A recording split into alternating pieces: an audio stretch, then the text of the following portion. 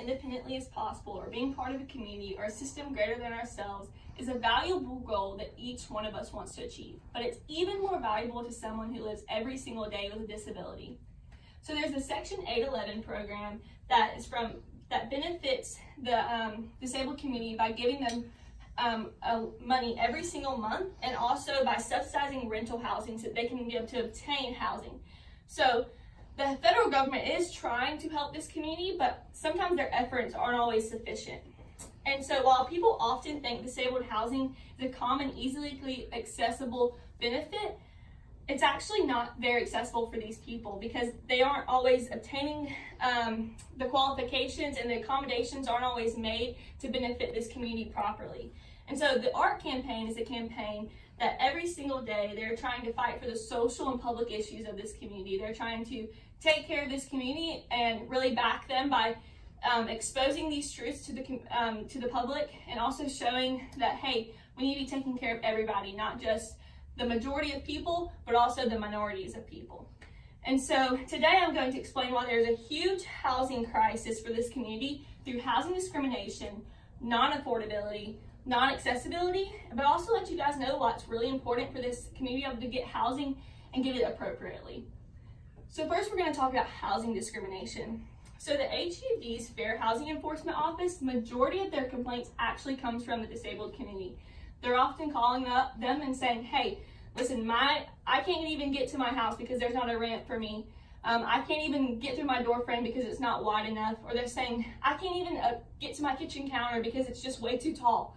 And so they're often complaining and trying to get help, but things aren't really getting done. And so today we're going to talk about why that's happening and continue to show you that. So in the federal law, there's a Rehabilitation Act of 1973, and it says that any disabled person has to be qualified to obtain housing, to obtain money each month, and to obtain an income to be able to take care of their bills. And so often these people aren't qualified to actually get these things because they aren't meeting the expectations needed. And that's because these expectations can be pretty rigorous and they can be pretty detailed. So the people who aren't obtaining these things are often pushed to the side, and they're just like, hey, you're going to take care of that yourself because we can't take care of you as our government can't fund you properly, and things like that. And it's really not fair. And so as we talk more about this, we're just going to say that any disabled individual is anyone with a physical disability, a mental disability, or developmental disability.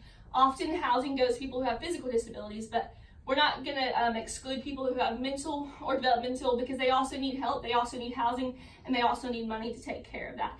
And so it's actually not very affordable either, because 4.9 million non-institutionalized Americans rely on income from the federal government every single month. And so the average annual income that they get is about $8,995. That's not a lot of money.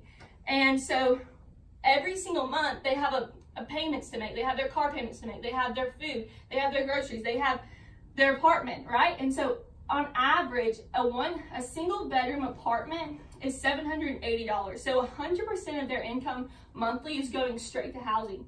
So they can't take care of their other bills, like their medical bills, their grocery bills, anything else that they need to take care of. They can't because they don't have any room within their budget to be able to take care of these properly.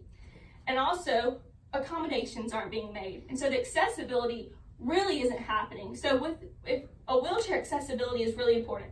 Not every disabled person is in a wheelchair, but their housing should be made properly so they can get in their home, they can function properly, and they can move around at their will and be able to do it in the most efficient way, and it really benefit them as people. So we should be lowering the kitchen counters, we should be widening the door frames, and we should be making ramps. Also, we should knock out walls. If there aren't room for these people to move around, we should be accommodating to their needs and making sure that they are okay.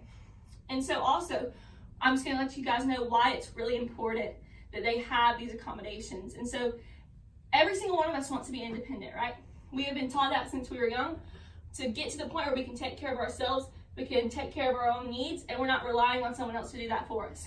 That's not always the easiest thing for someone with a disability to do. They're always going to be somewhat dependent on something, but they want to be able to get as independent as possible as they can within their lives.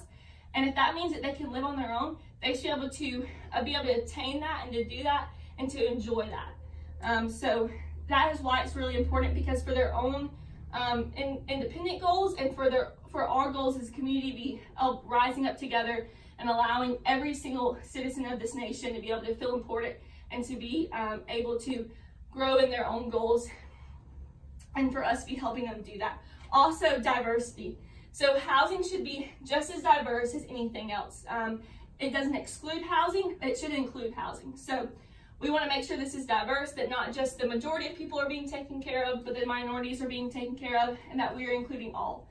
And also equality. We often think of equality as in gender or race, but equality of all communities. So equality of the disabled community. They should be equal in the eyes of everyone, and the government should be doing everything they can to back the community and help them in beneficial ways. And also society should be backing them, because we are the ones paying taxes, we are the ones paying for their accommodations, and we should know what's going on, and we should be aware of these things, and we should be helping this community. And no community should be overlooked, and everyone should be able to achieve their goals.